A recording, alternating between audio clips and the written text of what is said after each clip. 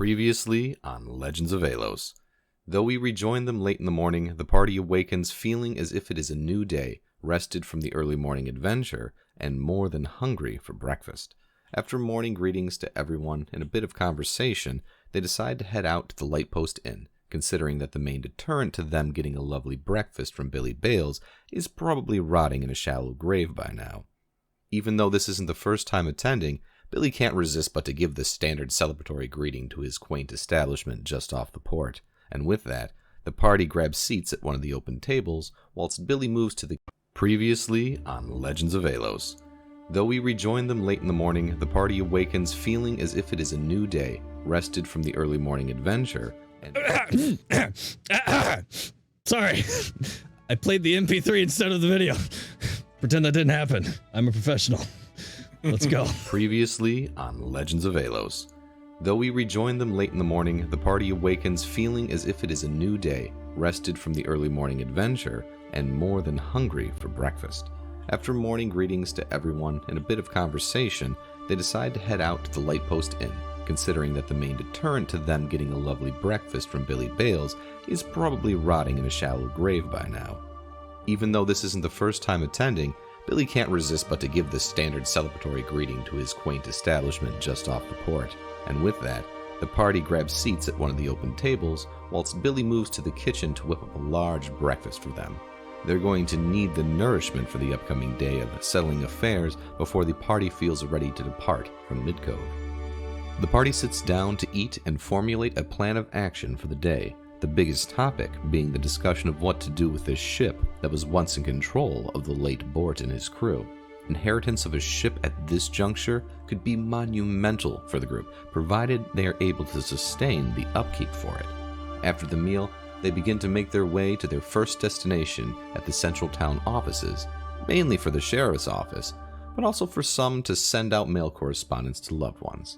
Asher also wants to use his direwolf form to see about tracking down the individual that had pillaged Grizzly's workshop as they make their way about town. En route to the central offices, the party comes across a town crier announcing the building tensions between Eswind and Zahath, the current event being the death of Admiral Faithor of the Zahathian Naval Armada, a deed that Eswind is suspected of being the perpetrator of.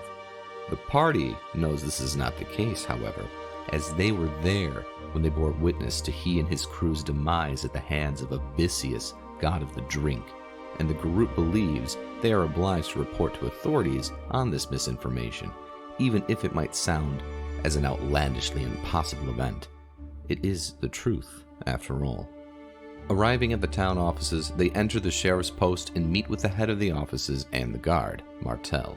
After some discovery, the party learns of the prior ownership of the vessel they liberated from Bort, a man named Kuvian, who is also reported as deceased. This complicates matters, though, as the standard policy is that the ship be added into the Royal Navy and its contents appropriated to the garrison. That said, after a bit of negotiation from the party, the terms of purchase are made available to them at a price of 100 gold coin for the boat. The group decides to head to the port and inspect the ship before committing to purchasing it, but not before utilizing the post office next door, Rowan taking advantage of the priority services they offer for the very first time.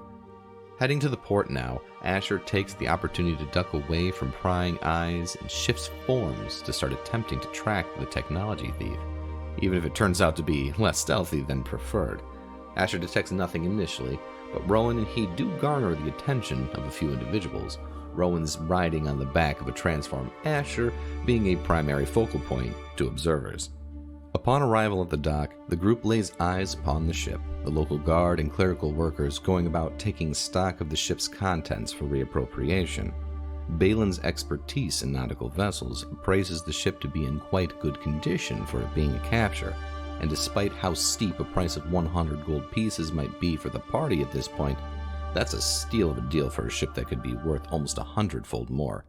If it does come to pass that the party purchases the boat, it'll be a perfect vessel for Boat to train on as a captain's apprentice, the party having decided over breakfast that this would be the best for care and upkeep of the ship whilst they adventure. The group wants to meet with Mayor Kafka. Perhaps there they can negotiate more to be done with the price of the ship. But they first travel to the smith to have Ace's gauntlet, the one with Grizzy's name engraved on it, imbued with the gem he had acquired, as well as pawn equipment to bolster the party's purse a little more.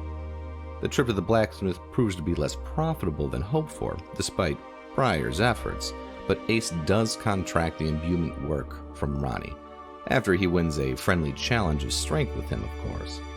From the blacksmith, the group makes their way to the mayor's home. Upon arrival, they are eventually invited in by Mayor Kafka, who's busy stuffing his face from a spread far larger than any one individual should consume.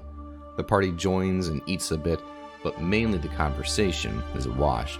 The mayor is quite absorbed in himself, and it is basically conveyed that he has no true authority here, merely a figurehead to represent the greater governmental system in place. Ace is offended at his disposition. He takes some of the mayor's meal to feed the more destitute of the town, and he storms out.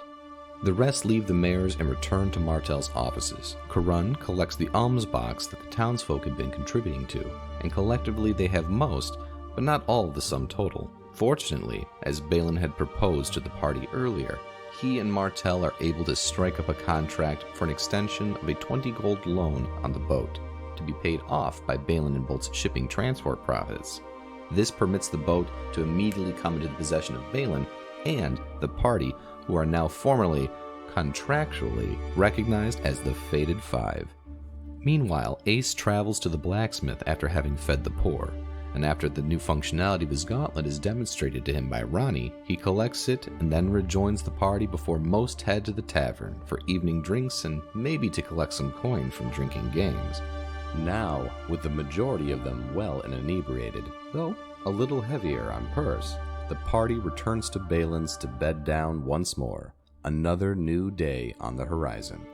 And it is from here we shall continue the story of the Legends of Alos.